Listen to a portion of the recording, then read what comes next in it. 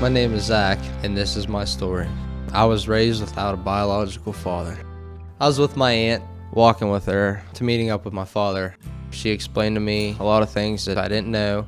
I was very nervous. I wasn't sure if he was going to show up. I wasn't sure how he'd feel about meeting up with me. When I see my father, he wasn't very healthy looking. He was a grown man now, and he was still stuck as a teenager, wearing baggy pants, real skinny.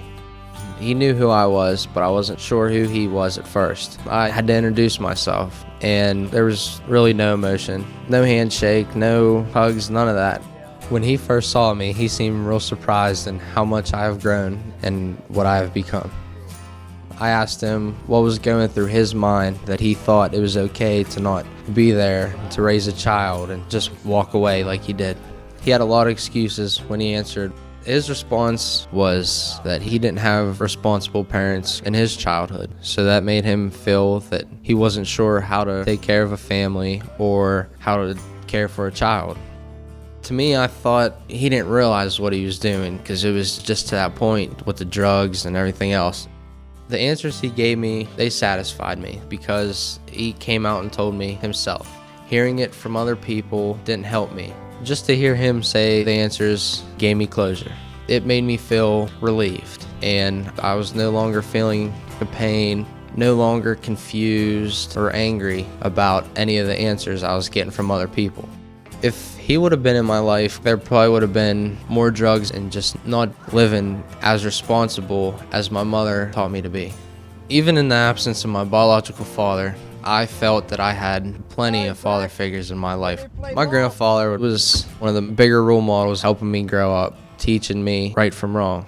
When I was 4, my mother met my stepfather, and he became a big part of my life.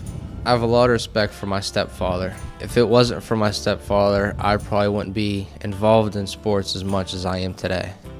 Baseball's been a big part of my life. I'm a pitcher and a first baseman. I've been playing since I was 5 years old. I get plenty of support from a lot of different family members. Now that I look back, my life is pretty good. I've come to realize you can't let things hold you back in life. You gotta set your own goals and make the right decision for yourself. I realized you can't look at the what ifs. You can't live in the past. You gotta do what you feel is right for yourself. You have to move on your own. If anyone going through the same situation, you can't be scared. There's going to be feelings like the nervousness, the confusion. You got to get past that. You got to ask the questions. The most important thing would be to not let it hold you back. You got to continue doing the right thing for yourself, making good life decisions, and not get caught up and let it get to your head. Did you know if you need services for you and your family, you can look on the back of your medical card. There's a number you can call for help. The operator will guide you in the right direction.